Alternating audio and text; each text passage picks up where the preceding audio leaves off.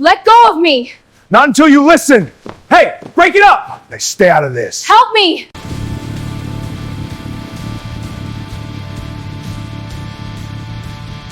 Prairie Wind Diner was loud that afternoon. The kind of place where country music bled through a cracked speaker. The smell of fry grease hung in the air like a second ceiling, and the clatter of plates drowned out everything softer. It was a place of vinyl booths and weathered faces, where ranchers and roughnecks filled the stools and nobody looked twice at the girl refilling their coffee. Among them was Savannah, a quiet waitress who moved between tables with the efficiency of someone who couldn't afford to slow down. She wasn't the type to draw attention.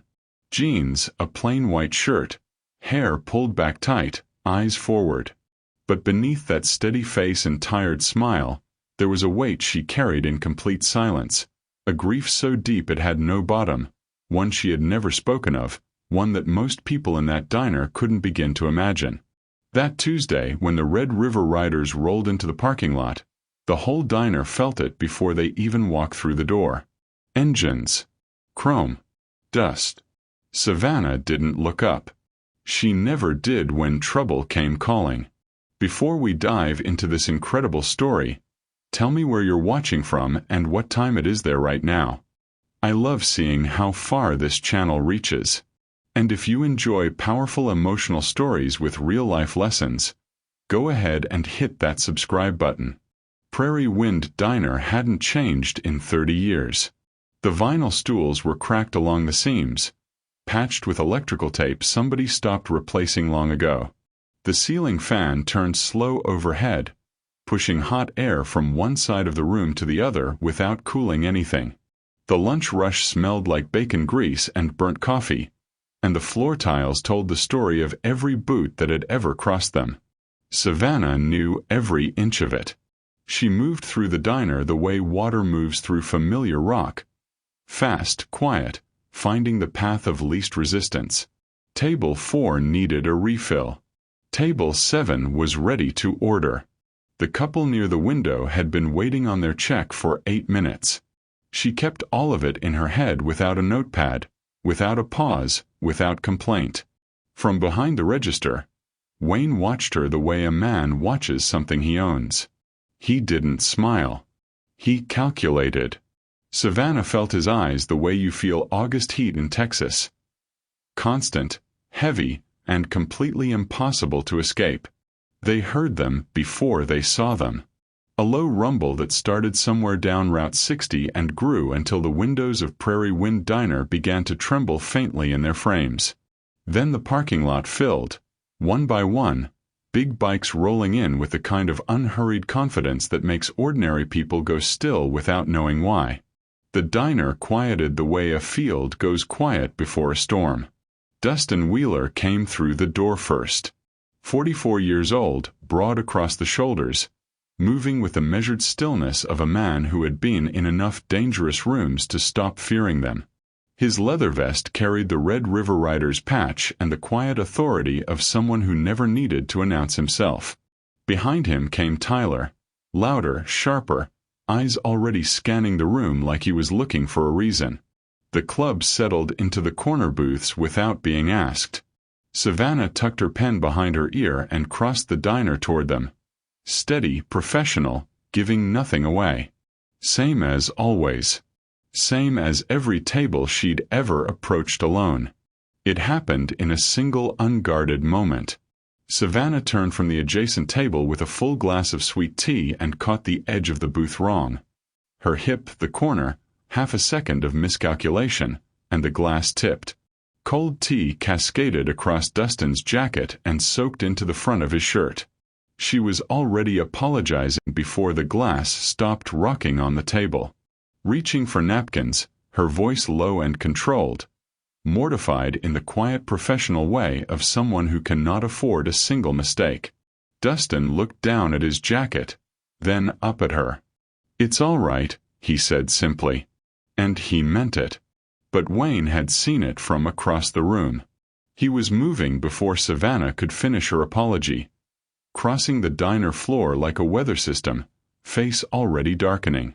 He grabbed her by the arm hard enough to make her stumble, yanking her sideways, his voice dropping into the register he reserved for moments when he wanted to remind her exactly what she was. The diner went rigid. Forks stopped moving. Nobody breathed. Dustin was on his feet before anyone registered he had moved. He didn't shout. He didn't posture. He simply stood, and the weight of that was enough to stop Wayne mid-sentence. For a moment the two men held the room between them like a wire pulled too tight. Wayne's hand still locked around Savannah's arm. His face twisted with the particular rage of a man unaccustomed to being challenged. Then Wayne shoved her sideways, snarling something ugly under his breath, and Dustin reached for her at the same instant, one hand catching her shoulder to stop the fall. The movement pulled against Wayne's grip. Fabric stretched, then tore. The sound cut through the diner like something breaking that shouldn't have broken. Every head turned. Savannah went still. The kind of still that comes after a person has already survived the worst thing imaginable and learned that freezing costs less than reacting. And the room saw what she had been hiding beneath plain white cotton all this time. A brutal raised surgical scar running across her chest and ribs. And near her heart, in clean black ink, 4 words. Caleb, 2019. Nobody moved. Nobody spoke. The ceiling fan kept turning, slow and indifferent, the only thing in Prairie Wind Diner still breathing. Dustin's eyes moved across the scar the way a man reads something written in a language only he understands. He had seen that pattern before. Not once, many times. In field hospitals and trauma bays, in the back of vehicles that weren't meant to be operating rooms but became them anyway. Emergency thoracic surgery. The kind performed when there are seconds left and no good options. The kind that leaves a mark like that. Wide, deliberate, permanent. The kind people only survive when someone who knew exactly what they were doing refused to let them die. He had been that someone more than once. Tyler said something behind him. Dustin didn't hear it. He reached up slowly, unsnapped his leather vest, and draped it over Savannah's shoulders without a word, without ceremony, without making it a moment she had to respond to. Just a quiet thing done by a man who understood that dignity sometimes needs covering before anything else can happen. Then he looked at her directly for the first time. What happened in 2019? His voice was low. Not soft low. The way a person speaks when they already suspect the answer is going to cost something to hear. She didn't tell it cleanly. It came out the way those things always do. In pieces with long silences between them that said more than the words. There had been a refinery explosion. 5 miles outside town. August, 2019. She had been working a second job there, a night shift, trying to get ahead of bills that never got smaller. When the fire broke out, she got out. Then she heard someone tell her Caleb was still inside. Her 5-year-old, who she'd brought that night because her sitter had canceled and she had no other choice. She went back in. She carried him as far as her body allowed. The surgeons later told her it was a miracle she made it out at all. She didn't feel like a miracle. She felt like a mother who came back without her son. The surgery rebuilt what the fire destroyed inside her chest. The medical bills rebuilt nothing. They just kept arriving. And Wayne, who had known every detail from the beginning, had been docking her paychecks for months. Damages, he called it. Spillages. Shortfalls. Whatever word made theft sound like policy. She said his name last. Quietly. Like it tasted the way she expected. Tyler was already on his feet, jaw set, hands open at his sides in the way that means a man has stopped thinking and started deciding. Someone put a hand on his arm. He shook it off. Tyler. Dustin didn't raise his voice. He didn't need to. Tyler stopped. Looked at him. Sat back down. Dustin pulled out a chair, turned it around, and sat across from Savannah with his forearms resting on his knees. Unhurried, deliberate, like a man who had already done his rushing weeks ago. He set his phone on the table and looked at her steadily. He asked about the insurance payout from the refinery, whether she'd ever seen the full amount. He asked about her payroll records, her overtime sheets, the paper trail Wayne had been burying under invented deductions for the better part of a year. He already knew most of the answers. A regular, an old man named Curtis who ate breakfast at Prairie Wind every single morning, had called in a favor 3 weeks ago. Dustin had listened. He'd made some calls of his own after that. One of them was to Sheriff Marcus Delgado. That call had been made before the Red River Riders ever left Amarillo. The door opened and Sheriff Marcus Delgado stepped inside, hat level, eyes already moving to Wayne with the quiet certainty of a man who had not come to ask questions. Wayne's face changed. The contempt drained out of it first. Then the color. Delgado crossed the floor without hurrying. He had 2 deputies behind him and a folder under his arm that was thick enough to mean this had been coming for a long time. Insurance fraud, wage theft, criminal harassment. He read each charge in a flat, even voice that left no room for argument or negotiation. Wayne said something. Nobody remembered what.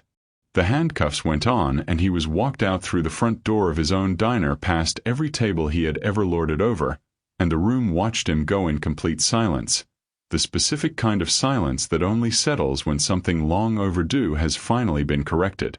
After the cruiser pulled away, Dustin reached under the table and set a worn leather saddlebag on top of it.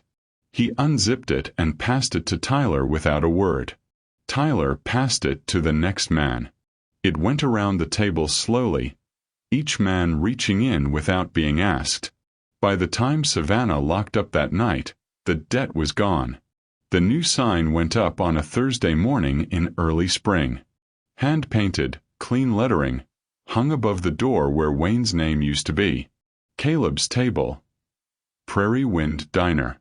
Savannah Brooks. Owner. Beside the register, in a simple wooden frame, a 5-year-old boy smiled out at the room with his mother's eyes and something in his expression that looked like he already knew a good joke. Customers stopped when they noticed it. Some asked. Most didn't need to. The diner was full most mornings now. On a Tuesday evening in April, when the light over the Texas Panhandle turned everything the color of embers, Savannah heard it before she saw it. A single engine out on Route 60, that familiar low rumble moving through the quiet like a signature. She stepped outside. Dustin slowed as he passed. Just enough. Their eyes met across the distance and held for a moment that required nothing from either of them. No words, no gesture, no explanation. Then he rode on, and the sound of the engine faded slowly into the horizon until the evening swallowed it whole. Savannah stood there a moment longer. Then she went back inside. The door swung shut behind her, softly. Behind every quiet person carrying a name they never speak aloud, there is a story the world was never meant to see.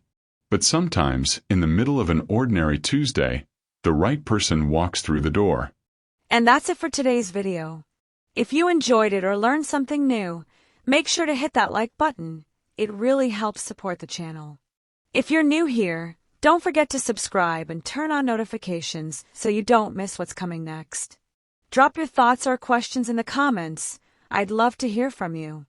Thanks so much for watching, and I'll see you in the next one.